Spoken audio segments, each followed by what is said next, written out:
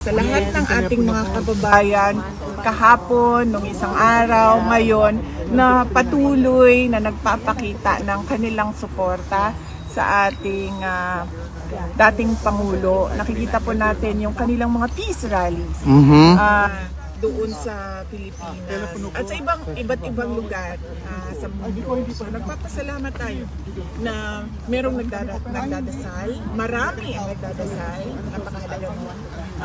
Pangalawa, nagpapakita ng suporta at nagpapakita ng suporta at nagpapahayag ng kanilang nararamdaman. Of course. Huwag nating kalimutan na ang problema ng bayan ay hindi ang mga Duterte. Correct. Tama po. Ang totoong problema ng bayan, kayong lahat nandito kayo, nakikipagsapalaran kayo sa ibang bansa dahil walang oportunidad doon sa ating bansa. Patuloy ang kahirapan, Check. patuloy ang kagutuman, patuloy na walang nangyayaring kaunlaran.